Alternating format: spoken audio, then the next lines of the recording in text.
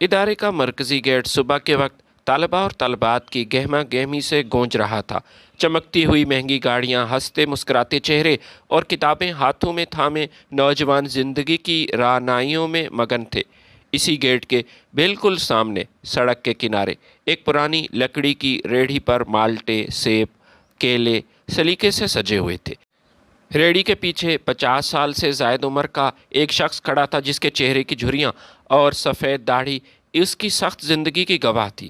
یہ گلزار احمد تھا، جو کہ بائیں ٹانگ سے لنگڑا کر چلتا تھا۔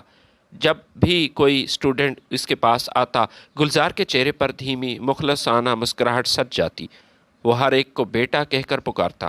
یونیورسٹی کے کئی اسٹوڈنٹ اس کی اس شفقت کے دیوانے تھے، لیکن اسی ہجوم میں ایک ایسا چہرہ بھی تھا جس کی آنکھوں میں گلزار کو دیکھ کر صرف نفرت اور خوف لہراتا تھا۔ وہ گلزار کا اپنا سگا بیٹا ذیشان تھا۔ ذیشان جب بھی اپنے دوستوں کے ساتھ گیٹ سے گزرتا، وہ اپنا منہ دوسری طرف پھیر لیتا تھا۔ اس کا دل زور زور سے دھڑکنے لگتا تھا، گویا سامنے کھڑا شخص کوئی انسان نہیں بلکہ اس کی عزت کے لیے ایک داغ ہے۔ ایک دن جب یونیورسٹی کے تمام طلباء جا چکے تھے اور شام کے سائے گہرے ہو رہے تھے، ذیشان تیز تیز قدموں سے ریڑھی کے پاس آیا۔ اس کا چہرہ غصے سے لال تھا۔ میں نے آپ سے کتنی بار کہا ہے ابا، مجھے دیکھ کر مسکرایا مت کریں، میری طرف مت دیکھا کریں، ذیشان نے چبا چبا کر نیچی لیکن سخت آواز میں کہا۔ گلزار نے حسرت سے اپنے جوان بیٹے کو دیکھا، جس کی فیس وہ اسی ریڑھی کے پیسوں سے بھرتا تھا۔ ذیشان بیٹا، میں نے کچھ کہا تو نہیں، میں بس تمہیں دیکھتا ہوں، دعا دیتا ہوں، بس مجھے آپ کی صفائیاں بالکل نہیں چاہیے۔ ذیشان نے اپنے والد کو ٹوکا۔ میری بات آپ کان کھول کر سن لیں، اگر یونیورسٹی کے کسی ایک بھی اسٹوڈنٹ یا میرے کسی دوست کو پتہ چلا کہ آپ میرے والد ہیں تو میں اسی وقت اپنی تعلیم چھوڑ دوں گا، یونیورسٹی آنا بند کر دوں گا اور اس گھر سے بھی چلا جاؤں گا۔ مجھے ایک لنگڑے اور ریڑھی بان باپ کا بیٹا کہلا کر ذلیل نہیں ہونا، بس یہ میرا فیصلہ ہے۔ یہ الفاظ گلزار کے دل پر کسی خنجر کی طرح لگے۔ اس نے لرزتے ہوئے ہاتھ جوڑے، اس کی آنکھوں میں آنسو تیرنے لگے۔ بیٹا، ایسا مت کہو، تمہاری تعلیم ہی تو میری زندگی کا واحد مقصد ہے۔ پریشان ہونے کی ضرورت نہیں میرے بچے، کسی کو کبھی بھی پتہ نہیں چلے گا کہ تمہارا باپ ایک معمولی ریڑھی بان ہے، ایک پھل فروش ہے۔ میں وعدہ کرتا ہوں میں کبھی تمہارے سامنے نہیں آؤں گا، آج کے بعد میں تمہیں دیکھوں گا بھی نہیں۔ ذیشان نے ایک سرد لکیر اپنے چہرے پر کھینچی اور بغیر کوئی جواب دیے وہاں سے پلٹ گیا۔ شام کو جب گلزار اپنی ریڑھی کھینچتا ہوا لنگڑاتا ہوا گھر پہنچا تو گھر کا ماحول کسی قبرستان جیسا خاموش تھا۔ 1 سال پہلے تک اس گھر میں بہت رونق تھی، جب اس کی شریک حیات کلثوم زندہ تھی۔ کلثوم ہی اس دنیا میں گلزار کی واحد سچی ساتھی تھی، جو اس کی قربانیوں کو سمجھتی تھی اور اس کے زخموں پر مرہم رکھتی تھی۔ اس کی وفات کے بعد گلزار بالکل تنہا ہو چکا تھا۔ وہ صحن کے ایک کونے میں بیٹھ کر اکیلے میں روتا تھا۔ وہ سوچتا تھا کہ یہ وہی ذیشان ہے جسے اس نے کھلایا، جس کی ہر خواہش پوری کرنے کے لیے اپنی جان ماری، لیکن ذیشان کی اس سوچ پر وہ بے بس تھا۔ بات صرف بیٹے تک محدود نہیں تھی۔ بیٹے نے تو اپنے چچاؤں کو دیکھ کر ہی ان کا روپ دھارا۔ ماضی کے جھروکوں سے جب گلزار اپنے گزرے ہوئے کل کو دیکھتا تو اس کا دل مزید خون کے آنسو ہوتا۔ یہ وہی گلزار احمد تھا جو جوانی میں ایک انتہائی ماہر اور کامیاب مستری تھا۔ وہ عمارتوں کا نقشہ دیکھ کر سیکنڈز میں سمجھ جاتا تھا۔ ایک دن ایک تیسری منزل کی تعمیر کے دوران اس کا پاؤں پھسلا اور نیچے آ گرا۔ جان تو بچ گئی، لیکن بائیں ٹانگ بری طرح ٹوٹ گئی۔ اس وقت گلزار کے 2 چھوٹے بھائی تھے، صغیر اور نصیر، جن کو گلزار نے دن رات مزدوری کر کے پیٹ کاٹ کے پڑھایا تھا۔ جب گلزار بستر پر پڑا تھا تو ان بھائیوں نے اس کے علاج پر پیسے خرچ کرنا گوارا نہ کیے، لاپرواہی برتی، جس کی وجہ سے ٹانگ کی ہڈی غلط جڑ گئی اور وہ ہمیشہ کے لیے لنگڑا ہو گیا۔ جیسے ہی بھائی پڑھ لکھ کر وہ روزگار والے ہوئے، صغیر ڈاکٹر بن گیا، نصیر پروفیسر۔ انہوں نے گلزار کو مچھر کی طرح زندگی سے نکال پھینکا۔ وہ احسان فراموش نکلے۔ اب ذیشان بھی اپنے ان چچاؤں کی چمک دمک دیکھ کر اپنے معذور باپ کو حقیر اور جاہل سمجھنے لگا تھا۔ رات کے اندھیرے میں گلزار نے کلثوم کی پرانی تصویر کو سینے سے لگایا اور بڑبڑایا، کلثوم، तुम जल्दी चली गई। देखो तुम्हारा बेटा मुझसे मेरी शनाख्त छीन रहा है। और उसकी सिसकियाँ अंधेरे में जज़ब हो गईं। अगली सुबह यूनिवर्सिटी का गेट हमेशा की तरह खुला था, लेकिन गुलजार अहमद के लिए हालात अब पहले जैसे बिल्कुल नहीं थे। बेटे की धमकी उसके दिमाग में चोटें लगा रही थी। वो जब भी रेहड़ी पर फल सजाता था, उसकी नज़रें लाशऊरी तौर पर यूनिवर्सिटी के दाखिली रास्ते पर जम जाती थी कि कहीं ज़ीशान उसे देख न ले। ज़ीशान का डर और वहम इस हद तक बढ़ चुका था कि वो यूनिवर्सिटी आने से पहले अपने दोस्तों को फ़ोन करके पूछता कि वो कहाँ गए हैं, ताकि वो उनके साथ गेट के अंदर दाखिल हो और किसी की नज़र उसके बाप पर ना पड़े। एक दिन ज़ीशान अपने चचाजाद भाई डॉक्टर सगीर के बेटे और चंद अमीर दोस्तों के साथ खड़ा था। वो सब ब्रांडेड कपड़े और गाड़ियों में बातें कर रहे थे। इसी दौरान एक दोस्त की नज़र सामने खड़े गुलजार अहमद पर पड़ी और फिर उसने कहा कि यार ज़ीशान, ये सामने जो लंगड़ा फल फरोश खड़ा है, ये रोज़ इसी गेट पर होता है। बेचारा कितनी मेहनत करता है, लेकिन तुमने कभी नोट किया, ये अक्सर तुम्हारी तरफ देखता है। दोस्त ने मासूमियत से कहा। ज़ीशान के पैरों तले ज़मीन निकल गई। उसके चेहरे पर पसीना था। उसके माथे पर पसीने की बूंदें चमकने लगी और दिल की धड़कन दोबारा तेज़ होने लगी। खौफ की एक शदीद झटके ने उसे अपनी लपेट में ले लिया। वो बनावटी हंसी हंसते हुए बोला, अरे यार, ऐसी बात नहीं है। ये रेडी वाले बस ग्राहकों को फंसाने के लिए हर एक को देखते हैं। ऐसे जाहिल लोगों का तो बस काम ही यही होता है, किसी न किसी तरह हमदर्दी बटोरें बस। मेरी तो आदत ही नहीं ऐसे लोगों को मुंह लगाना। मेरी तो इन जैसे लोगों से सख्त चिढ़ है। दूर खड़े गुलजार अहमद ने अपने बेटे के मुंह से ये अल्फाज सुन लिए थे। उसका दिल एक बार फिर पाश पाश हो गया था, लेकिन उसने नज़रें झुका लीं और गाहक को सेब तोल कर देने लगा। बात सिर्फ यूनिवर्सिटी तक महदूद नहीं थी। घर के अंदर का मंजर इससे भी ज़्यादा दर्दनाक था। गुलजार अहमद जिस घर में भी रहता था, वो दरअसल उसकी अपनी कमाई से बना था, लेकिन अब इस पर उसके भाइयों का कब्ज़ा था। उसके दोनों भाई डॉक्टर सगीर और प्रोफेसर नसीर, उन्होंने गुलजार पर सख्त पाबंदियां आयद की थीं। एक शाम जब गुलजार थोड़ा जल्दी घर वापस लौट आया, क्योंकि उसकी तबीयत ठीक नहीं थी और आज गर्मी भी बहुत ज़्यादा थी, सिहन में बैठे उसके भाई उसका मुंह देखने लगे और कहने लगे कि आपको कितनी बार हमने समझाया है, अगर सुबह रेडी लेकर आप निकलते हैं तो शाम अंधेरे से पहले घर वापस मत आइएगा।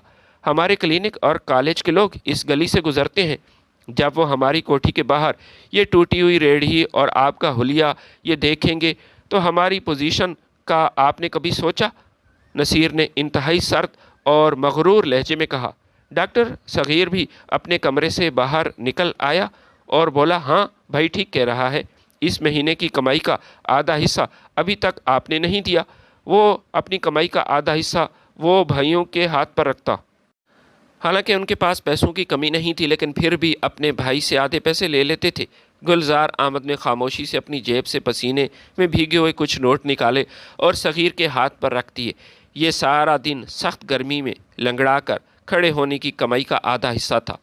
इन भाइयों को ये याद नहीं था कि इसी गुलजार ने अपनी जवानी, अपनी पढ़ाई और अपने खून पसीने की कमाई उन पर लुटाकर डॉक्टर और उन्हें प्रोफेसर बनाया था, और आज वो इसे अपने घर में एक बोझ समझ रहे थे। ज़ीशान ये सब तमाशा दूर खड़ा देख रहा था, लेकिन उसके दिल में अपने चचाओं के लिए नफ़रत की बजाय रश्क पैदा हो रहा था। वो उनकी महंगी ब्रांडेड गाड़ियों, उनके सूट और उनकी सोसाइटी में इज्जत देकर सोचता था कि काश उसका बाप भी ऐसा ही होता। वो अपने बाप के माजी की कुर्बानियों से बिल्कुल अंधा हो चुका था और उसे सिर्फ अपने चचाओं की चमक धमक नज़र आती थी। रात को ज़ीशान ने अपने कमरे का दरवाज़ा अंदर से बंद कर लिया, गोया वो अपने बाप के वजूद को अपने आप से हमेशा के लिए मुकफ़ल कर देना चाहता है। दूसरी तरफ गुलजार अहमद सिहन के छोटे से अंधेरे कमरे में अकेला बैठा था। अपनी दर्द करती टांग को दबाता था। अपनी आंखों से बहने वाले आंसू सफ़ेद दाढ़ी को भगो रहे थे। यूनिवर्सिटी के दरो दीवार पर जून की तपती धूप लहरें मार रही थी। गर्मी इस कदर ज़्यादा थी कि सड़क से तारकोल पिघलता हुआ महसूस हो रहा था। लेकिन गुलजार अहमद अपनी इसी पुरानी लकड़ी की रेहड़ी के पीछे खड़ा फलों पर हल्का हल्का पानी छिड़क रहा था। लंगड़ी टांग पर घंटों खड़े रहने की वजह से اس کے جسم میں شدید درد تھا، مگر پیٹ کی آگ اور بیٹے کی یونیورسٹی کی فیس کا بوجھ اسے بیٹھنے کی اجازت نہیں دیتا تھا۔ یونیورسٹی کے طلباء سائے تلاش کرتے ہوئے جلدی جلدی اندر جا رہے تھے۔ انہی طلباء میں سفیان بھی شامل تھا، جو اردو ادب کا ایک انتہائی ذہین اور مخلص طالب علم تھا۔ سفیان دوسرے لڑکوں کی طرح مغرور بالکل نہیں تھا، اور وہ ایک یتیم لڑکا تھا، ایک درمیانے طبقے کے خاندان سے تعلق رکھتا تھا اور انسان کی قدر کرنا جانتا تھا۔ چند ہفتے پہلے کی بات ہے، جب سفیان کا بٹوا کہیں گر گیا تو اس کے پاس گھر جانے کے پیسے نہیں تھے۔ گلزار احمد نے اس کی پریشانی بھانپ کر نہ صرف اسے کرائے کے پیسے دیے، بلکہ عزت نفس کا خیال رکھتے ہوئے اسے ادھار کا نام دے دیا تھا۔ اس دن سے سفیان کے دل میں گلزار چچا کے لیے ایک خاص احترام پیدا ہو گیا تھا۔ وہ جب بھی گیٹ سے گزرتا گلزار احمد سے پھل ضرور خریدتا تھا، اور اپنے دوستوں سے بھی یہی کہتا تھا کہ یار اگر پھل لینے ہیں تو گلزار چچا کی ریڑھی سے ہی آپ پھل خریدا کرو، وہ نہایت ایماندار انسان ہیں، اچھے ہیں۔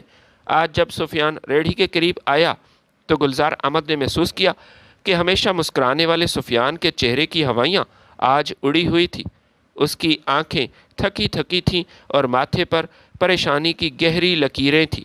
سفیان نے آ کر ریڑھی کے ایک کونے پر ہاتھ رکھا اور ایک لمبی آہ بھری۔ گلزار احمد نے شفقت سے اس کے سر پر ہاتھ رکھنے کے لیے ہاتھ بڑھایا، مگر پھر اپنی پھٹی ہوئی آستین دیکھ کر ہاتھ روک لیا، اور پھر دھیمی آواز میں پوچھا کہ بیٹا کیا بات ہے، آج پریشان ہو؟ آج کیا ہوا مجھے بتاؤ، خیریت تو ہے نا؟ سفیان نے مایوسی سے سر ہلایا اور بولا، کیا بتاؤں گلزار چچا، بہت بڑی مصیبت میں پھنس گیا ہوں میں۔ میرا فائنل ایئر کا تھیسس ہے، اور میرا موضوع بر صغیر کے ایک مایہ ناز خدائے سخن شاعر اور ادیب میر تقی میر ہیں۔ میں پچھلے 1 مہینے سے ریسرچ کر رہا ہوں، لائبریریاں چھان مار رہا ہوں، انٹرنیٹ کھنگال ڈالا، لیکن میر صاحب کی زندگی کے چند ایسے مخفی گوشے اور ان کی شاعری کے وہ پوشیدہ پہلو ہیں جن پر مجھے کوئی مستند مواد نہیں مل رہا۔ پروفیسر صاحب کہتے ہیں کہ جب تک کچھ منفرد اور گہرا مواد نہیں لاؤ گے تھیسس پاس نہیں ہوگا، اور میرا پورا سال ضائع ہونے کا خطرہ ہے۔ گلزار احمد کے چہرے پر ایک عجیب سی چمک لہرائی۔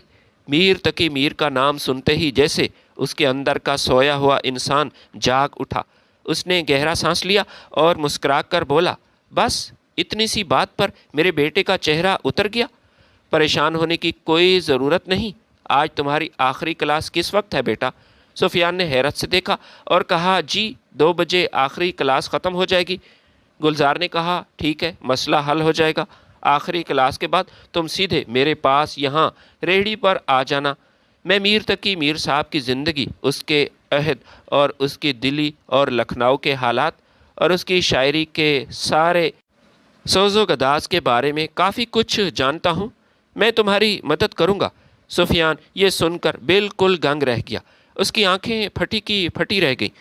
وہ کبھی سامنے کھڑی پھلوں کی دیمک زدہ ریڑھی کو دیکھتا تو کبھی گلزار احمد کے چہرے پر جمی جھریاں اور اس کی سادگی سے بھرے روپ کو تکتا تھا۔ اسے یقین نہیں آ رہا تھا کہ ایک معمولی پھل فروش جو کہ اتنا غریب ہے، وہ اردو ادب کے اتنے بڑے نام پر ریسرچ میں اس کی مدد کرنے کا دعویٰ کر رہا ہے۔ سفیان نے پہلے تو مذاق سمجھا، لیکن پھر کہا، ٹھیک ہے، میں آؤں گا۔ سفیان کی حیرت کو بھانپتے ہوئے گلزار احمد نے دھیمے سے کہا لگایا جس میں ایک درد چھپا تھا، بیٹا حیران ہونے کی کوئی ضرورت نہیں، میں ہمیشہ سے ایسا نہیں تھا۔ میں نے اپنے بھائیوں کے لیے قربانی دی، اپنے خوابوں کی، اپنی تعلیم کی قربانی دی۔ مجھے بچپن سے پڑھنے کا بہت شوق تھا۔ میرا خواب تھا کہ میں اردو ادب میں PhD کروں، اور میں اس اہل بھی تھا، لیکن حالات نے مہلت نہ دی۔ میں ابھی جوان ہی تھا کہ والد صاحب کا انتقال ہو گیا۔ مجھ سے 2 چھوٹے بھائی تھے، ساری ذمہ داری میرے کاندھوں پر آ گئی تھی۔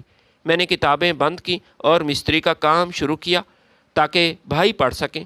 میرے دن رات کی محنت اور خون پسینے کی کمائی کی بدولت آج میرا ایک بھائی بڑا ڈاکٹر ہے، جبکہ دوسرا بھائی شہر کے نامور کالج میں پروفیسر ہے۔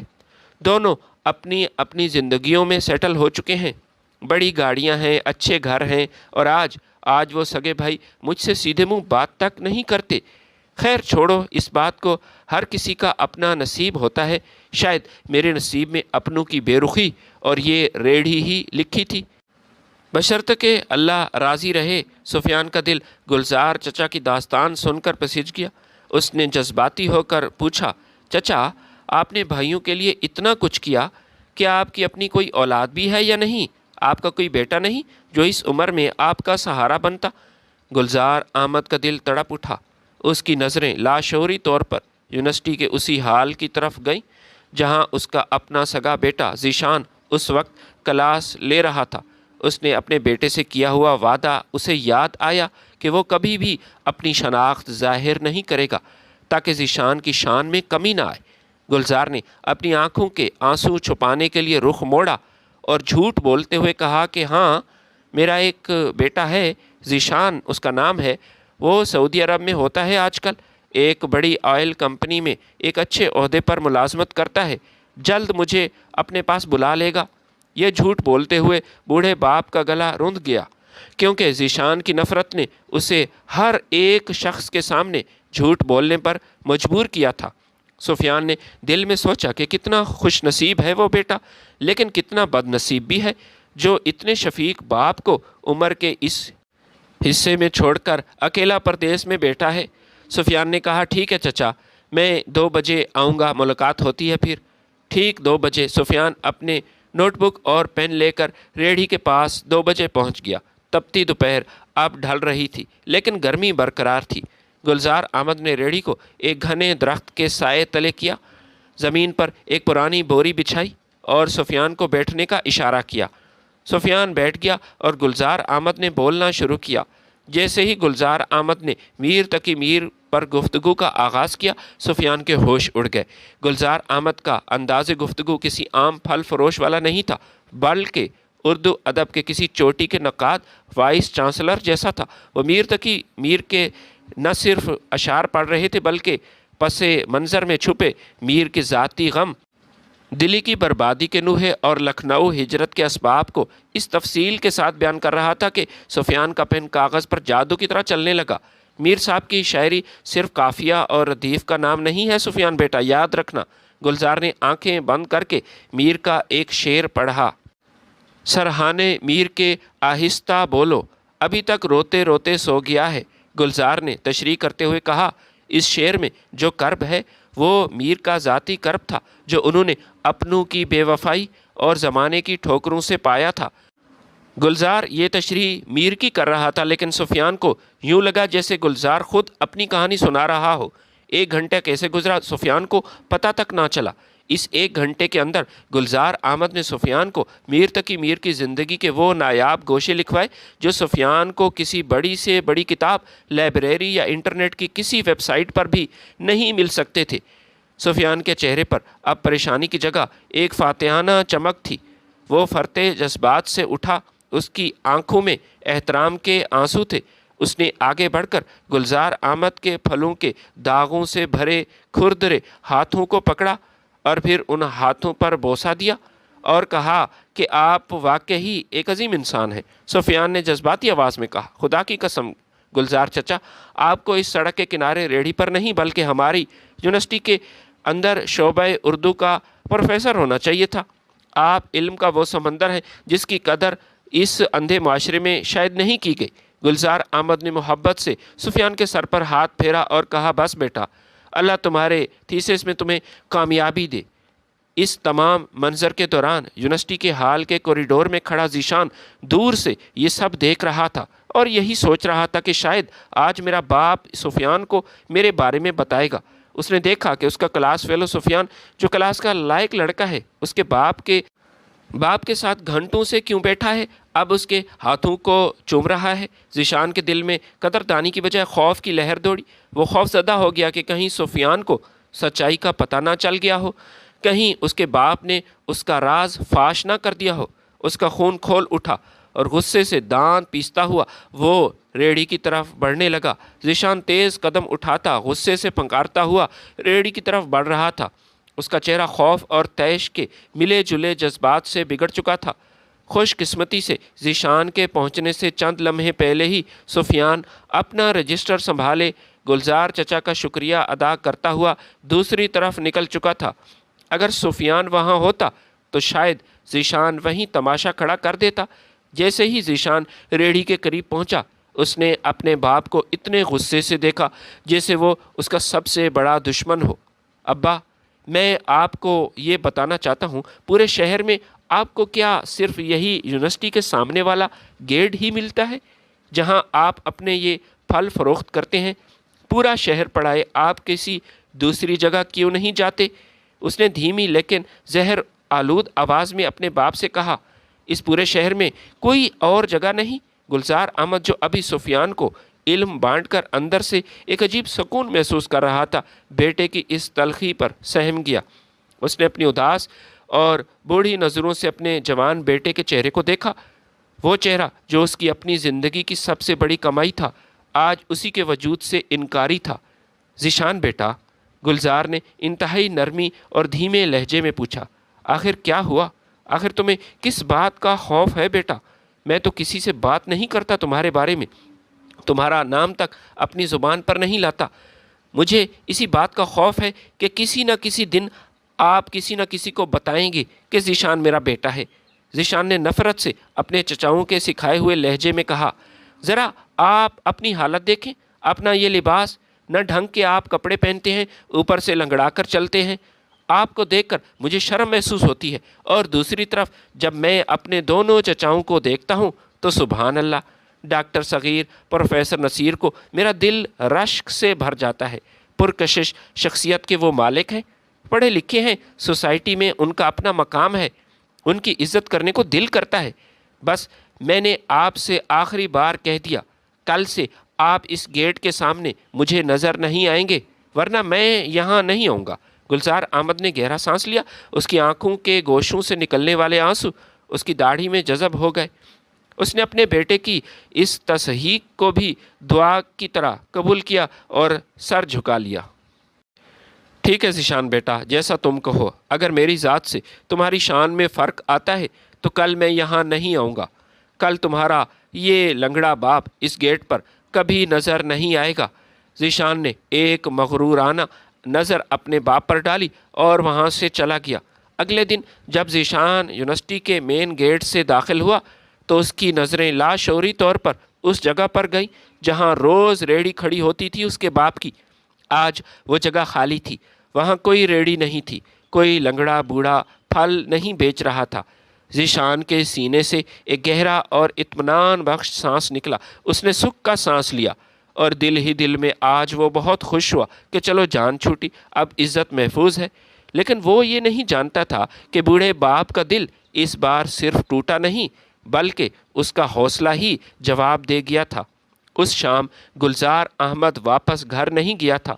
वो सारा दिन शहर की मुख्तलिफ गलियों में रेहड़ी घुमाता रहा, और जब रात के साए गहरे हुए तो वो घर की तरफ नहीं मुड़ा जहाँ उसके भाई उसकी आधी कमाई लेने के लिए तुले थे, मगर उसे शाम से पहले घर आने की इजाज़त भी नहीं देते थे। उसने सोचा कि जिस घर में मेरी कोई इज्जत नहीं, बेटे को उसके लिबास और लंगड़ेपन से शर्म आती है, और भाइयों को उसकी रेहड़ी से, वहाँ उसके वजूद से शर्म आती है। रात के 10 बज चुके थे।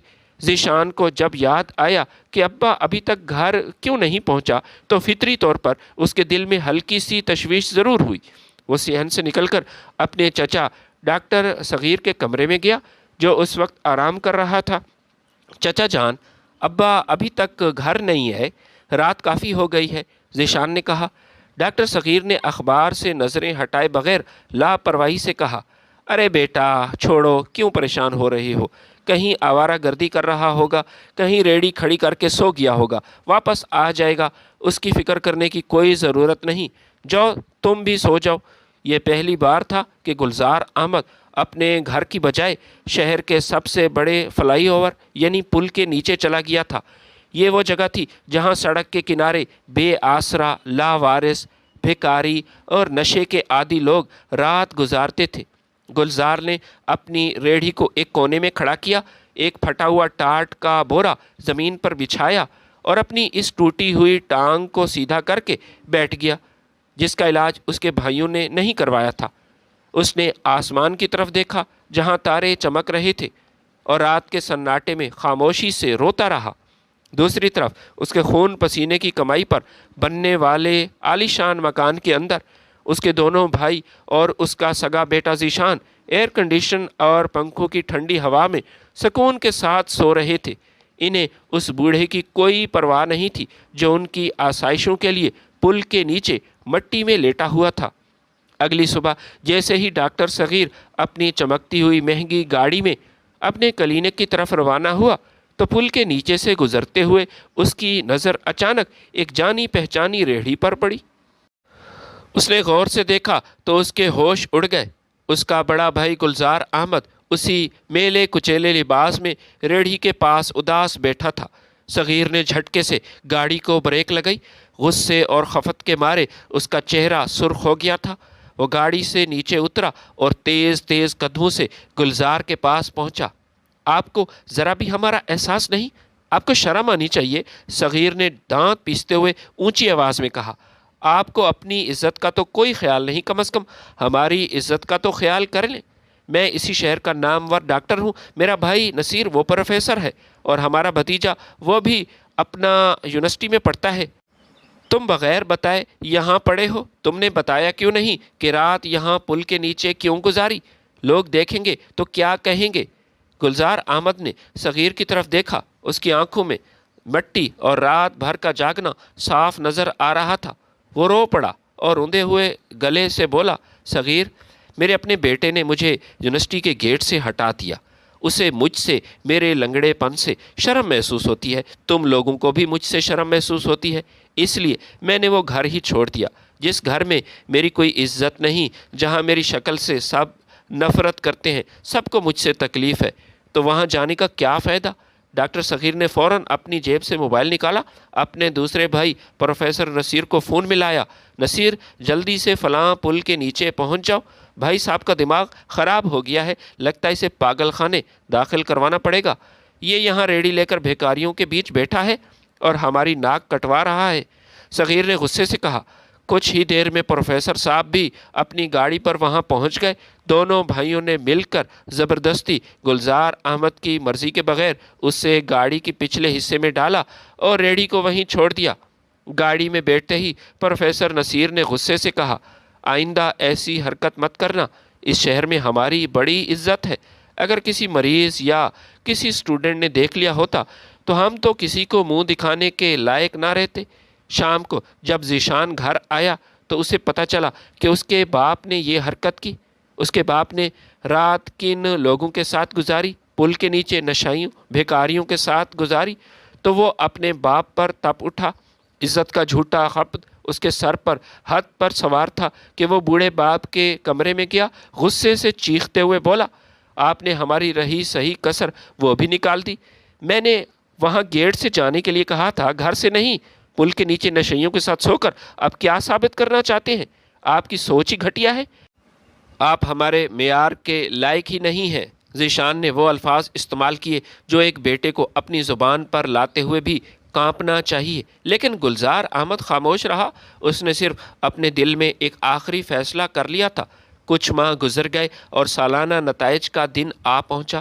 آج ذیشان کے چہرے پر خوشی کی انتہا نہ تھی۔ وہ مٹھائی کا ڈبہ لے کر سیدھا اپنے چچا ڈاکٹر صغیر کے پاس آیا۔ چچا جان، مبارک ہو، میں نے یونیورسٹی میں تیسری پوزیشن حاصل کی ہے، ذیشان نے فخر سے کہا، اور یونیورسٹی کی طرف سے سخت ہدایت دی گئی ہے کہ ہر پوزیشن ہولڈر طالب علم اپنے والد کو لے کر کل یونیورسٹی کی بڑی تقریب میں ضرور آئے گا، جہاں انہیں اسٹیج پر عزت دی جائے گی۔ لیکن آپ تو جانتے ہیں میری مجبوری ہے، ابا تو اس قابل ہیں نہیں، وہ یونیورسٹی کی اس تقریب میں جانے کے بالکل اہل نہیں، نہ ان کے پاس ڈھنگ کے کپڑے ہیں، نہ ہی وہ بات کر سکتے ہیں، لہٰذا میری آپ سے التجا ہے کہ کل آپ میرے والد بن کر اس تقریب میں شرکت کریں۔ ڈاکٹر صغیر نے فخر سے مسکرا کر مٹھائی کا ٹکڑا منہ میں رکھا اور کہا، ٹھیک ہے بیٹا، پریشان ہونے کی کوئی ضرورت نہیں، میں کلینک سے کچھ ٹائم نکال کر کل تمہارے ساتھ تمہارا باپ بن کر یونیورسٹی میں ضرور جاؤں گا اور دنیا کو دکھاؤں گا کہ ڈاکٹر صغیر کا بھتیجا کتنا لائق ہے۔ یونیورسٹی کے آڈیٹوریم آج دلہن کی طرح سجایا گیا تھا۔ رنگ پرنگی بتیاں، خوبصورت پھول اور صوفوں کی لمبی قطاریں اس بات کی گواہ تھیں کہ آج کا دن اس تعلیمی ادارے کے لیے کتنا بڑا دن تھا۔ آج کے نامور لوگ، بیوروکریٹس، پروفیسر اور پوزیشن ہولڈر طلباء کے والدین تقریب میں شرکت کے لیے جوگ در جوگ آ رہے تھے۔ ذیشان آج اپنے چچا صغیر کے ساتھ آڈیٹوریم میں داخل ہوا۔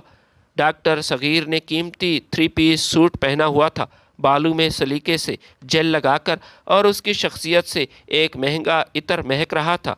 ذیشان فخر سے سر اٹھائے اپنے دوستوں کو دیکھ رہا تھا، گویا وہ دنیا کو بتا رہا ہو کہ دیکھو، یہ ہے میرے والد جو اس شہر کے مایہ ناز ڈاکٹر ہیں۔ ڈاکٹر صغیر کو بھی اپنی پوزیشن پر بہت بڑا ناز تھا اور وہ پہلی ہی قطار کی طرف بڑھ رہے تھے۔ تقریب کا باقاعدہ آغاز ہوا اور سٹیج کے پردے ہٹائے گئے۔ جیسے ہی سٹیج روشن ہوا، مہمان خصوصی اور یونیورسٹی کے وائس چانسلر کی نشستیں وہ سامنے آ گئیں۔ ذیشان نے جب سٹیج کی طرف دیکھا تو اچانک اس کے قدم وہیں رک گئے۔ اس کے چہرے کا رنگ اڑ گیا اور اس کی آنکھیں پتھرا گئیں۔ اس کے جسم میں ایک سنسنی سی دوڑ گئی اور اسے اپنی آنکھوں پر یقین نہیں آ رہا تھا۔ وائس چانسلر کے دائیں طرف والی سب سے بڑی اور معزز کرسی پر سفید چمکدار اور کلف لگائے ہوئے کرتے شلوار میں ملبوس، کاندھے پر ایک خوبصورت شال ڈالے ایک بزرگ نہایت وقار کے ساتھ بیٹھے تھے۔ اس کے چہرے پر ایک عاجزانہ لیکن پرکشش جلال تھا اور اس کی سفید داڑھی چمک رہی تھی۔ وہ بزرگ کوئی اور نہیں، ذیشان کے والد گلزار احمد تھے۔ ذیشان کے پیروں تلے زمین نکل گئی۔ اسے لگا جیسے وہ کوئی سپنا دیکھ رہا ہو۔ اس نے دل میں سوچا، یہ نہیں ہو سکتا، یہ کیسے ممکن ہے؟ یہ لنگڑا کر چلنے والا باپ یہ یہاں وائس چانسلر کے برابر میں کیا کر رہا ہے؟ خوف اور الجھن کے مارے وہ فوراً آڈیٹوریم سے بھاگا، واش روم میں چلا گیا۔ اس نے واش روم کے نلکے سے ٹھنڈے پانی کے چھینٹے اپنی آنکھوں پر مارے، اپنے چہرے کو جھٹکا دیا کہ شاید اس کا یہ وہم دور ہو جائے۔ لیکن جب وہ واپس آڈیٹوریم میں آیا تو دوبارہ سٹیج کی طرف دیکھا۔ حقیقت میں کوئی تبدیلی نہیں تھی۔ اس کا والد، جسے وہ جاہل، معذور سمجھ کر چھپاتا پھرتا تھا، واقعی سٹیج پر مہمان خصوصی بن کر بیٹھا تھا۔ دوسری طرف پہلی رو میں بیٹھے ڈاکٹر صغیر بھی حیران و پریشان تھے۔ وہ بار بار اپنی اینک صاف کر کے سٹیج کی طرف دیکھ رہے تھے۔ ان کے دل میں ایک ہی سوال گردش کر رہا تھا کہ یہ یہاں کیا کر رہا ہے؟ اس لنگڑے پھل فروش کو یہاں کس نے بلایا اور یہ یہاں کیا کرے گا؟ یہ وائس چانسلر کے ساتھ کیوں بیٹھا ہے؟ ان کا سارا غرور جیسے آہستہ آہستہ پگھلنے لگا۔ اسی دوران سٹیج سے اناؤنسر کی آواز گونجی، اب میں سٹیج پر ان خوش نصیب طلباء کو بلاؤں گا جنہوں نے اس سال یونیورسٹی میں ٹاپ کیا ہے۔ سب سے پہلے تیسری پوزیشن حاصل کرنے والے طالب علم ذیشان گلزار سٹیج پر آئیں اور اپنا اعزاز حاصل کریں۔ تالیاں بجیں، لیکن ذیشان کے پاؤں جیسے منو وزنی ہو چکے تھے۔ وہ لرزتے قدموں سے سٹیج کی طرف بڑھا۔ جب وہ سٹیج پر پہنچا تو اس نے اپنے باپ کی طرف دیکھنے کی ہمت نہ کی۔ اس کا سر آج شرمندگی اور خوف سے جھکا ہوا تھا۔ وائس چانسلر نے اسے سرٹیفکیٹ دیا، لیکن ذیشان کی نظریں اپنے باپ کے چہرے پر جمی شفقت اور دکھ کے امتزاج کو محسوس کر رہی تھی۔ اس کے بعد دوسری پوزیشن حاصل کرنے والا طالب علم اس کو بلایا گیا اور پھر وہ لمحہ آیا جس کا سب کو انتظار تھا۔ اناؤنسر نے پورے جوش کے ساتھ کہا، اور اب اس سال کے ریکارڈ توڑ پوزیشن ہولڈر، اردو ادب کے شعبے میں یونیورسٹی کی تاریخ کا بہترین تھیسس لکھنے والا اور گولڈ میڈل کا حقدار سفیان احمد، وہ سٹیج پر آئیں۔ پورا ہال تالیوں اور نعروں سے گونج اٹھا۔ سفیان نہایت عاجزی سے سٹیج پر آیا۔ وائس چانسلر نے اسے گلے میں چمکتا ہوا گولڈ میڈل پہنایا۔ گولڈ میڈل لینے کے بعد سفیان نے مائک سنبھالا اور وائس چانسلر سے بات کرنے کی اجازت لی۔ سفیان نے گہرا سانس لیا اور مائک پر بولنا شروع کیا۔ خواتین و حضرات، آج میں جو کچھ بھی ہوں اور یہ گولڈ میڈل جو میرے گلے میں ہے، یہ میری محنت کا نتیجہ نہیں ہے۔ میں اپنے آپ کو ایک نالائق اسٹوڈنٹ سمجھتا ہوں۔ یہ ایک عظیم ہستی کی بدولت ہے جو آج ہمارے درمیان سٹیج پر موجود ہے۔ آپ سب نے اکثر یونیورسٹی کے مین گیٹ کے باہر ایک بوڑھے پھل فروش کو ریڑھی لگاتے دیکھا ہوگا۔ آپ نے اس کا لنگڑا پن دیکھا ہوگا، اس کے میلے کچیلے کپڑے دیکھے ہوں گے، لیکن آپ میں سے کسی نے بھی اس کے اندر جھانک کر نہیں دیکھا ہوگا کہ وہ کتنے قابل، کتنے ذہین اور علم کا کتنا بڑا سمندر ہے۔ یہ سن کر تمام طالب علم حیران تھے۔ یہ برصغیر کے 20 سے زائد بڑے شعراء اور ادیبوں کی زندگی اور ان کے کلام پر وہ دسترس رکھتے ہیں جو شاید اس ملک کے بڑے بڑے پروفیسروں کو بھی حاصل نہیں۔ میں میر تقی میر پر تھیسس جو میں نے لکھا، جس کی وجہ سے مجھے یہ گولڈ میڈل ملا، نہ صرف چچا گلزار کی مہون منت ہے بلکہ اس کا سہرا صرف اور صرف انہی کو جاتا ہے۔ سفیان کے یہ الفاظ سن کر پورے آڈیٹوریم میں ایک سناٹا چھا گیا۔ جیسے ذیشان اور اس کا چچا حیران تھے، باقی لوگ بھی کافی حیران تھے۔ یونیورسٹی کے وائس چانسلر اور پروفیسر نے کھڑے ہو کر گلزار احمد کو داد دی۔ پورا حال کھڑے ہو کر تالیاں بجانے لگا۔ سفیان نے مائک چھوڑا، وہ گلزار احمد کی طرف مڑا، اپنے گلے سے وہ چمکتا ہوا گولڈ میڈل اتارا، نہایت احترام سے جھک کر وہ میڈل گلزار احمد کے گلے میں ڈالا۔ حال ایک بار پھر تالیوں سے گونج اٹھا۔ وائس چانسلر نے گلزار احمد سے گزارش کی کہ وہ بھی اپنے خیالات کا اظہار کریں۔ گلزار احمد لاٹھی کا سہارا لیتا ہوا لنگڑاتا ہوا مائک کی طرف بڑھا۔ اس کے حلیے پر آج کوئی نہیں ہنس رہا تھا بلکہ سب احترام سے کھڑے تھے۔ گلزار احمد نے مائک پر بولنا شروع کیا۔ اس کی آواز میں وہ سحر اور فصاحت تھی جس نے ذیشان اور اس کے چچا صغیر کے رونگٹے کھڑے کر دیے۔ وہ جس کو نااہل اور ان پڑھ سمجھتے تھے وہ علم و ادب کا شہنشاہ نکلا۔ گلزار نے کہا، مجھے اردو ادب سے عشق تھا، میں اردو ادب میں پی ایچ ڈی کرنا چاہتا تھا، لیکن جوانی میں ہی والد کے انتقال کے بعد میں نے اپنے خوابوں کا گلا گھونٹ دیا، اپنی تعلیم کو خیر بات کہہ دیا اور مستری کا کام شروع کیا تاکہ اپنے چھوٹے بھائیوں کو پڑھا سکوں۔ میں نے اپنا خون پسینہ ایک کر کے محنت کر کے انہیں پڑھایا۔ آج میری اسی قربانی کی بدولت آج میرا ایک بھائی شہر کا بڑا ڈاکٹر ہے اور دوسرا بھائی کالج میں پروفیسر ہے۔ میرا اپنا بیٹا بھی اسی یونیورسٹی میں اعلیٰ تعلیم حاصل کر رہا ہے، لیکن افسوس کہ وہ سب مجھ سے نفرت کرتے ہیں، مجھے اپنے معیار سے گرا ہوا سمجھتے ہیں۔ میری ریڑھی اور میرے لنگڑے پن سے انہیں شرم محسوس ہوتی ہے۔ میرے بیٹے نے تو مجھ سے میری شناخت بھی چھین لی تھی کہ میں کسی کو نہ بتاؤں کہ میں اس کا باپ ہوں۔ گلزار کی آنکھوں سے آنسو بہنے لگے، لیکن اس نے اپنی آواز کو سنبھال لیا اور سفیان کی طرف دیکھ کر بولا، لیکن یہ سفیان مجھے میرے سگے بیٹے سے بھی بڑھ کر ہے، کیونکہ اس نے مجھے عزت دی۔ میرے میلے کچیلے اور ریڑھی کے پیچھے چھپے علم کو اس نے پہچان لیا۔ اس نے میری عزت کی، میرا ادب کیا۔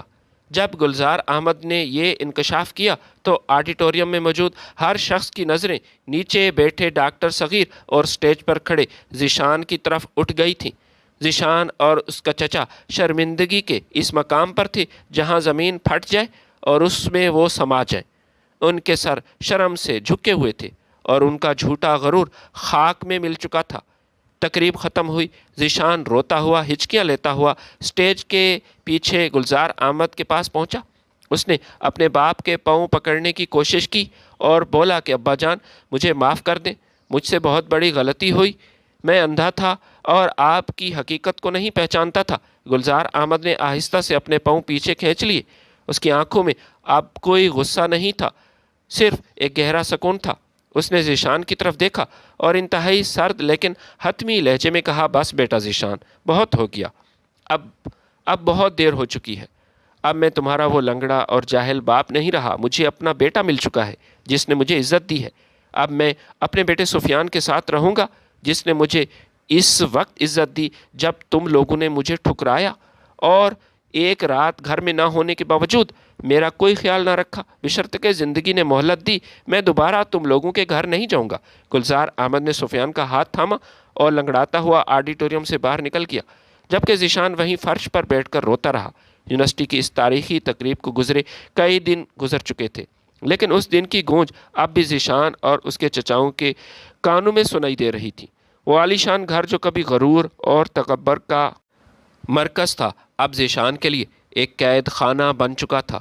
ہر گلی، ہر کوریڈور اور یونیورسٹی کا ہر گوشہ جہاں ذیشان اپنے باپ کو دیکھ کر منہ چھپاتا تھا، آج اسے کاٹنے کو دوڑتا تھا۔ تقریب کے فوراً بعد سفیان کو اس کے شاندار تھیسس اور تعلیمی ریکارڈ کی بنا پر ترکی کی ایک نامور یونیورسٹی سے اعلیٰ تعلیم اور تحقیق کے لیے اسکالرشپ کی آفر موصول ہوئی اور گلزار احمد کو یونیورسٹی میں پروفیسر کے عہدے کی آفر ہوئی لیکن اس نے ٹھکرا دی۔ سفیان نے اسی سنہری موقع کو قبول کیا، لیکن اس نے ایک فیصلہ کیا کہ میں اپنے چچا گلزار کو اپنے ساتھ لے کر جاؤں گا، اسے میں اکیلا نہیں چھوڑوں گا۔ 6 مہینے کے مختصر عرصے میں تمام کاغذی کارروائی مکمل ہوئی۔ سفیان نے گلزار احمد کو اپنے والد کا درجہ دیا اور قانونی طور پر انہیں اپنے ساتھ لے کر ترکی کے لیے روانہ ہوا۔ جس دن انہوں نے پاکستان چھوڑنا تھا، اس دن ذیشان کو پتہ چلا کہ اس کا باپ ہمیشہ ہمیشہ کے لیے یہ وطن چھوڑ کر شاید جا رہا ہے۔ وہ دیوانہ وار ایئرپورٹ کی طرف بھاگا، لیکن جب وہ وہاں پہنچا پرواز فضا میں بلند ہو چکی تھی۔ وہ رن وے کی طرف جانے والی شیشوں کے سامنے کھڑا روتا رہا، مگر اب کافی دیر ہو چکی تھی۔ وقت نے کروٹ بدلی اور 5 سال کا طویل عرصہ بیت گیا۔ ترکی کے شہر استنبول کے ایک خوبصورت اور پرسکون علاقے میں ایک چھوٹا سا لیکن نہایت خوشحال گھر تھا۔ شام کا وقت تھا اور کھڑکی سے باہر فانوس کے نیلے پائپوں پر غروب آفتاب کی نارنجی شعاعیں لہریں مار رہی تھیں۔ صحن میں گلزار احمد ایک آرام دہ کرسی پر بیٹھے تھے۔ انہوں نے اب ترکی کا روایتی خوبصورت لباس پہنا ہوا تھا۔ ان کی سفید داڑھی اور چہرے کا نور پہلے سے کہیں زیادہ نمایاں تھا۔ اس نے سفیان کی مدد کی جو کہ وہاں پی ایچ ڈی کر رہا تھا۔ ان کی لاٹھی اب بھی اس کے پاس تھی، مگر اب یہ لاٹھی اس کی مجبوری نہیں بلکہ وقار کی علامت تھی۔ گھر کے اندر سے ہنسنے کی آوازیں آ رہی تھیں۔ سفیان نے ترکی میں ایک نہایت سلجھی ہوئی اور نیک سیرت لڑکی سے شادی کی، جس نے گلزار احمد کو اپنے سگے باپ سے بڑھ کر عزت اور محبت دی۔ سفیان کا ایک 2 سال کا بیٹا تھا جو لڑکھڑاتے قدموں سے چلتا ہوا صحن میں آیا اور گلزار احمد کے گھٹنوں سے لگ گیا۔ گلزار احمد نے ہنس کر اپنے پوتے کو گود میں اٹھایا اور اس کے ماتھے کو چوم لیا۔ اسی دوران سفیان ہاتھ میں چائے کی کیتلی اور کپ لے کر باہر آیا۔ اس نے مسکرا کر چائے کی پیالی گلزار کے سامنے رکھی اور بولا کہ بابا، آج یونیورسٹی میں آپ کے لکھے ہوئے مکالمے کو بہت سراہا گیا۔ وہاں کے پروفیسر کہہ رہے ہیں کہ ہم اردو اور عثمانی تاریخ کے ملاپ پر آپ کی ایک خصوصی لیکچر ارینج کرنا چاہتے ہیں۔ گلزار احمد نے آسمان کی طرف دیکھا، اس کی آنکھوں میں شکرانے کے آنسو تھے۔ سفیان بیٹا، یہ سب اللہ تعالیٰ کا کرم ہے اور تمہاری محبت ہے بیٹا۔ اس ذات نے مجھے مٹی سے اٹھا کر آسمان پر بٹھایا، مجھے اور کیا چاہیے بیٹا۔ یہ ایک مختصر پرسکون اور محبت سے بھرا ہوا خوشحال خاندان تھا، جہاں گلزار احمد کی روح کو وہ سکون ملا تھا جس کی تلاش میں وہ برسوں تڑپتا رہا تھا۔ دوسری طرف اسی پاکستان کے شہر میں مکافات عمل کا پہیہ اپنا کام مکمل کر چکا تھا۔ ڈاکٹر صغیر اور پروفیسر نصیر کی کوٹھی کے باہر اب وہ چمک دھمک بالکل نہیں تھی۔ دونوں بھائیوں کے درمیان جائیداد اور پیسوں کے تنازع پر ایک ایسی جنگ چھڑی کہ ان کا اپنا خاندان بکھر گیا۔ جس ہسپتال اور کالج پر انہیں ناز تھا، وہاں نئے دور کے قوانین اور ان کی اپنی بدعنوانیوں کی وجہ سے ان کی ساکھ بری طرح متاثر ہوئی۔ وہ لوگ جو کبھی بڑے بھائی کی محنت پر عیش کرتے تھے، آج ایک دوسرے کی شکل دیکھنے کے لیے بھی ترستے تھے۔ اور ذیشان کی حالت سب سے زیادہ عبرت ناک تھی۔ اس نے یونیورسٹی سے ڈگری تو حاصل کر لی تھی، لیکن وہ تعلیم اس کے کسی کام نہ آ سکی۔ وہ جہاں بھی جاب کے لیے جاتا، اسے اپنے کیے کا پچھتاوا اندر ہی اندر کھوکھلا کر دیتا تھا۔ انٹرویو میں اسے ہمیشہ ناکامی رہی۔ اس کی راتوں کی نیندیں اڑ چکی تھیں۔ وہ اکثر شام کے وقت یونیورسٹی کے اسی مین گیٹ کے سامنے آ کر کھڑا ہو جاتا تھا جہاں کبھی اس کا باپ ریڑھی لگاتا تھا۔ وہ اس جگہ کو دیکھتا اور گھنٹوں روتا تھا۔ آج بھی ذیشان اسی سڑک کے کنارے بیٹھا تھا۔ اس کے ہاتھ میں اس کا پرانا موبائل تھا۔ اس موبائل میں اس کے پاس اپنے سگے چچاؤں کے، اپنے دوستوں کے اور دنیا جہان کے نمبر موجود تھے، لیکن اگر کوئی نمبر نہیں تھا تو اس کے اپنے باپ کا۔ اس کے پاس اپنے باپ کا ترکی کا کوئی رابطہ نمبر نہیں تھا کہ کم از کم فون پر ہی وہ اپنے باپ سے معافی مانگ سکے، لیکن اسے اپنے باپ کی معافی نصیب نہ ہوئی۔ اس نے موبائل کو سینے سے لگایا اور سڑک پر گھٹنوں میں سر دے کر پھوٹ پھوٹ کر رونے لگا۔ ہوا کے سرد جھونکے اس کے آنسوؤں کو خشک کر رہے تھے، لیکن اس کے دل کے اندر لگی پچھتاوے کی آگ وہ بجھنے والی بالکل نہیں تھی۔ اب پچھتاوا ہی اس کا مقدر بن چکا تھا۔ ایک ایسا بیٹا جس نے اپنے سگے اور مخلص خون کو اس کے لباس اور سادگی معذوری کی وجہ سے نہ پہچانا اور اسے ٹھکرا دیا، جبکہ ایک لڑکا جو اس کا اپنا خون نہیں تھا، اس نے بوڑھے گلزار احمد کے اندر چھپے علم اور عظمت کو پہچان لیا تھا، اسے اپنا باپ بنایا اور اسے سر آنکھوں پر بٹھا کر دنیا اور آخرت دونوں کما لی۔ ویڈیو اگر پسند آئی تو لائک اور شیئر ضرور کیجیے گا۔ ملتے ہیں آپ کی خدمت میں نئی ویڈیو کے ساتھ، تب تک کے لیے اجازت دیجیے۔ اللہ حافظ۔